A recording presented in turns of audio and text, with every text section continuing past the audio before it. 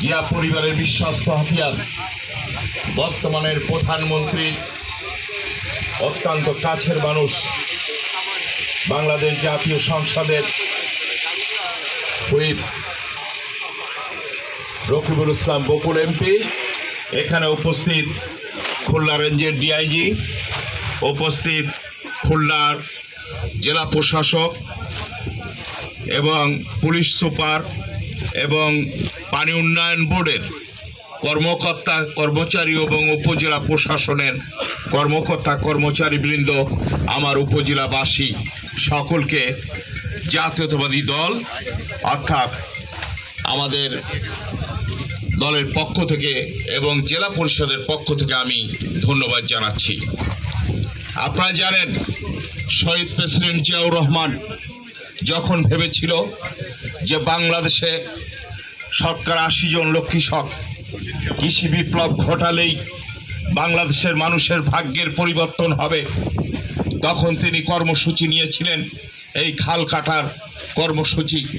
বাংলাদেশে একটি কৃষি বিপ্লবের সূচনা করেছিলেন জিয়াউর রহমান।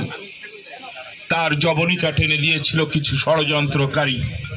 আর আজকে বাংলাদেশের হাল ধরেছে, বাংলাদেশের প্রধানমন্ত্রী হয়েছেন যিনি জাতীয়তাবাদী দলের চেয়ারপারসন, তারই সুযোগ্য পুত্র বেগম খালেদা জিয়ার সুযোগ্য পুত্র জনাব তারেক রহমান নির্বাচনের ইস্তিহারে ঘোষণা দিয়েছিল বাংলাদেশে কৃষি বিপ্লব ঘটানোর জন্য 20,000 কিলোমিটার খাল আর নদী খনন করা হবে। সেই কর্মসূচির আয়ত্তে নির্বাচনের 1.5 মাসের মাথায় উনি এই কর্মসূচি শুরু করেছিল। উনি বাংলাদেশে ঘোষণা দিয়েছিল ঘরে ঘরে ফ্যামিলি কার্ডের ব্যবস্থা করবে প্রতিটি পরিবারের জন্য। পাইলট প্রোগ্রাম হিসাবে সেই ফ্যামিলি কার্ডের কর্মসূচি উনি নির্বাচনী প্রতিশ্রুতি 1.5 মাসের মাথায় বাস্তবায়নের জন্য কাজ শুরু করেছেন। উনি বলেছিল ইমাম মুয়াজ্জিনদের পুরোহিতদের বেতন ভাতার ব্যবস্থা করা হবে।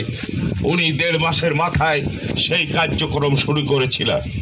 আজকে এই খাল খনন কর্মসূচিতে যিনি উপস্থিত হয়েছেন, তিনি তার অত্যন্ত কাছের মানুষ, অত্যন্ত প্রিয় মানুষ। এই খাল ডুমুরিয়ার প্রত্যন্ত অঞ্চলের মানুষের ভাগ্য উন্নয়নের জন্য, কৃষি বিপ্লব ঘটানোর জন্য উনি এখানে ছুটে এসেছেন। আমরা তাকে ধন্যবাদ জানাই, কৃতজ্ঞতা জানাই আমার ডুমুরিয়াবাসীর পক্ষ থেকে, খুলনা জেলাবাসীর পক্ষ থেকে।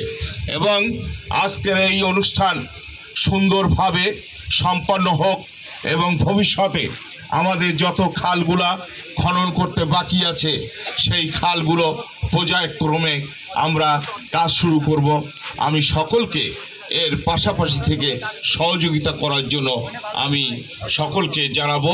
এবং পাশাপাশি আরেকটি কথা বলবো, যারা কর্মকর্তা কর্মচারী পানি উন্নয়ন বোর্ডের আছেন, দেখা যায় যে আমরা অতীতে যা দেখেছি যে নামমাত্র খাল খনন হয়, ফটো সেশন হয়, এই কাজগুলো জানি না হয়। আপনারা দৃষ্টি রাখবেন, তীক্ষ্ণ দৃষ্টি রাখবেন।